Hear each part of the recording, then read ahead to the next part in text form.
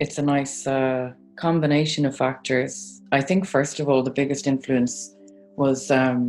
my mother. She's a painter, and in my kind of formative years, she brought me to a lot of institutions like in London and Paris, and subscribed to art news and different publications like Frieze. And so it kind of introduced me to like contemporary art, as well as art in Ireland. And I think like our discussions and also painting with her, and I think we went on a couple of painting holidays to France, just really influenced kind of my desire to become an artist, as well as going to school in Clonakilty, in reflection of that time, and also the impact that being in a boarding school and in a convent, I think it had an effect on how I perceived space and light. And I think it really drew me into a kind of like a desire to make films, or moving images, and the kind of like aesthetic experience of being in that space, and the kind of relationship to, I think also to spirituality and solitude, and an observation of the structure, and of the Catholic Church, and kind of trying to like filter and understand the different interrelations, on a kind of philosophical level, as well as a formal aesthetic level. When I moved to Berlin first, I was living in a mainly female feminist house project. And for me, these kind of like collective living experiences, and these it was like a separatist house project in Berlin, definitely influenced how, I mean, who I came into contact with, who my community became in Berlin, but also as a way of kind of unraveling the gender binary, and also the kind of heteronormative structures that are kind of omnipresent in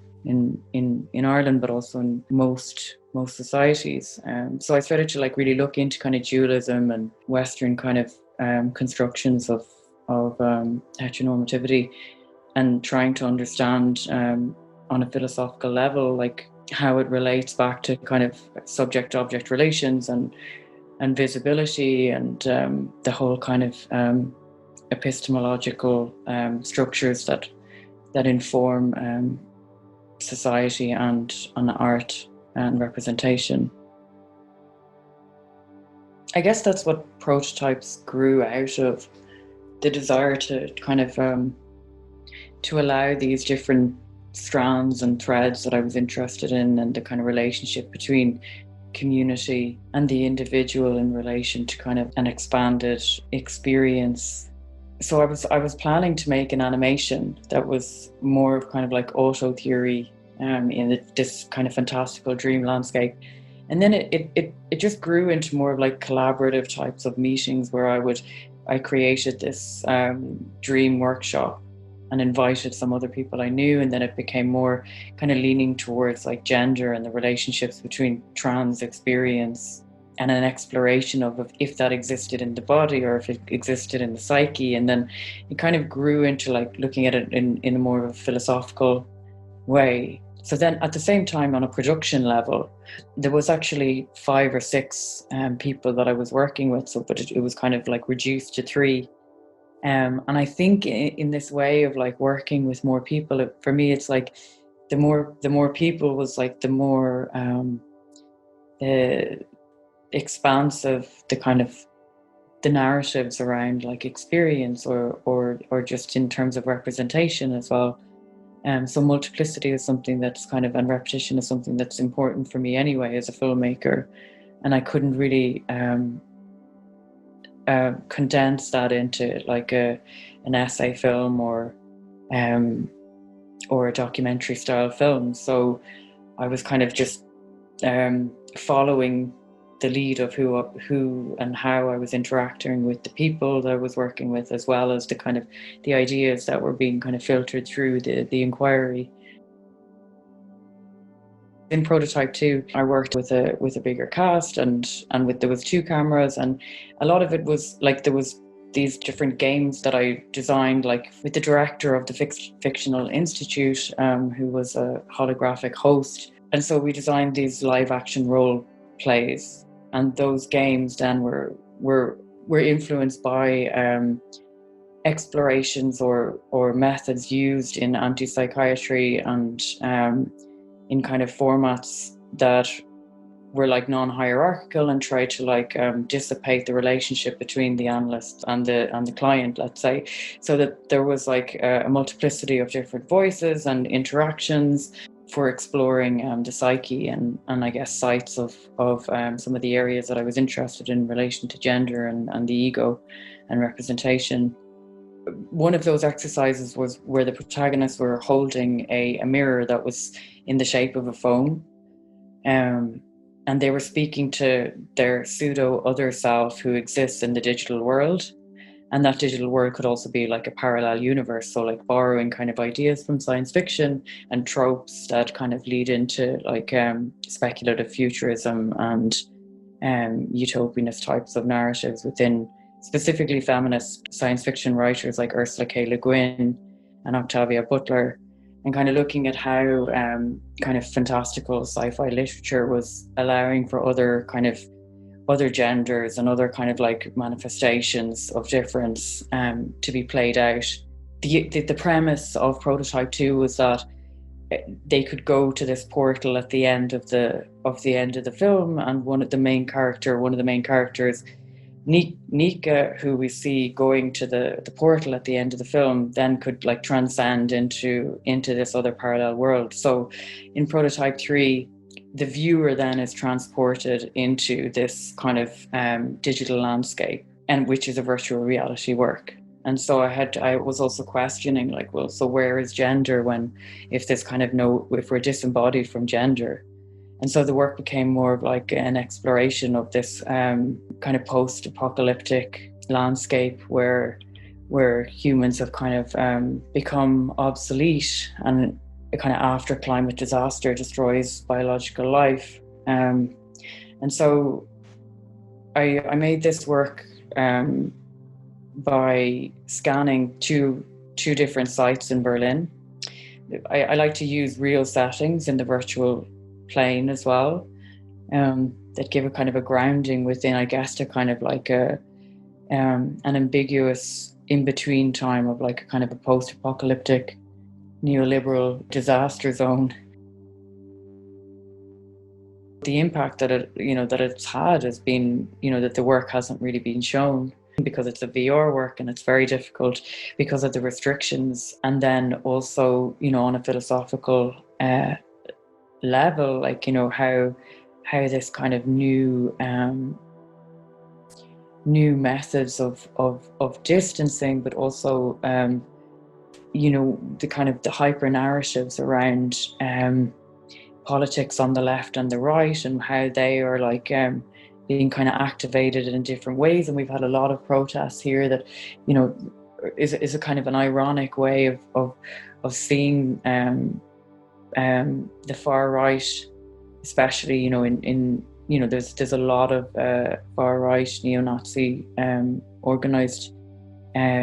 movements and groups in Germany, and also like seeing them with like the general public who want to have their kind of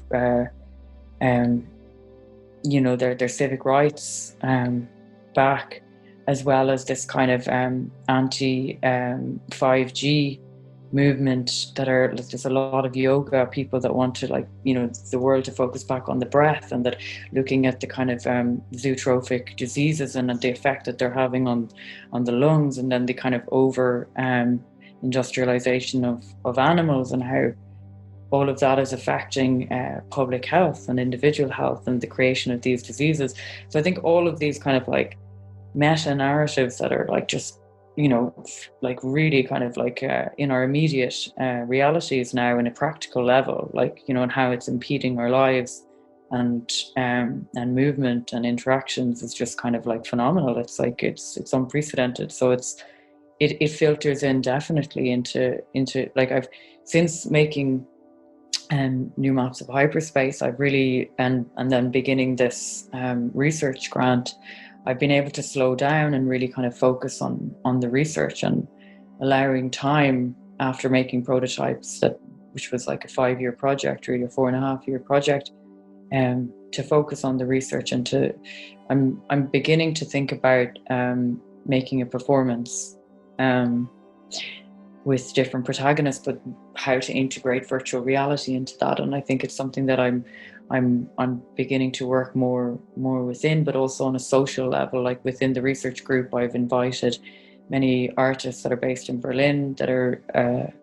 using virtual reality or working within the kind of concepts or theories of of virtuality or the virtual, or the impact on the virtual on many areas of life, like on psychology, on pornography, on spirituality. And so I'm creating a program of events in the new space in House Der Statistic with a research group that will showcase some VR works, but also showcase the artists' presentations, or like maybe kind of expand on how to show VR. Like it might be in like demonstrations. And so what I'm thinking about is I've been starting to research and work around making a performance that integrates VR in certain ways. And it might be that the performers are wearing the VR headsets, and then there'll be like visual panels projected in the background that will be the stage set. And so this kind of like interior virtual world in relation to kind of the material embodiment of experience, and that kind of like how it's becoming much more symbiotic. That like the Cyborg Manifesto isn't kind of like a manifesto anymore. It's just like kind of the reality of how we're living now. For me as an artist, it was such an honor and it feels a little bit like, having a patron as well, in the traditional sense of being supported and being collected, and to have that kind of acknowledgement also that it was the feature version of both prototype 1 and 2 in the collection. Yeah, just solidified for me, the support structure there. I benefit hugely from the Arts Council and being supported to make my work, but also because perhaps the methodologies I use and the way that I approach the representation of trans bodies as well as being, and it's a little bit more complex because I feel that like the history of representation within photography has been a kind of a limited way of depicting being and the kind of complexity of being,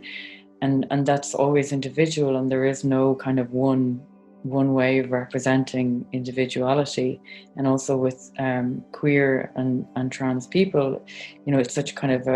a multiplicity of difference, and I think it's really important for me as an artist to be able to, even in a limited way, to try and like explore that like complexity, because of the history, I think, of photography and gay and lesbian photography has really been about like signs and symbols that are kind of displayed on the body, and that becomes quite normative in a way once it becomes kind of reconsumed into kind of like the mainstream or just time. And I think that like the diversity of queerness is something that along a spectrum of difference, and also along kind of like non-binary and gender difference, is something that I have been exposed and lucky enough to witness here in Berlin, but also that I know that the expansions of gender and sexuality are have been happening in Ireland as well. And there's a lot of younger artists making work that kind of explores this kind of diversity rather than kind of like a homogenous view of themselves. And I know that there's a lot of really good organizations in Dublin, like Outreach, and some of the gay and queer organizations that work in schools. And so it's a real honor to be able to be part of the collection, and to be given that kind of support and acknowledgement is just fantastic. I've been really grateful and really privileged to be able to continue to make work and develop new ways of sharing and expanding kind of collective practice through organizing events now in the research group. Yeah, it gave me a huge amount of pride and self-esteem as well.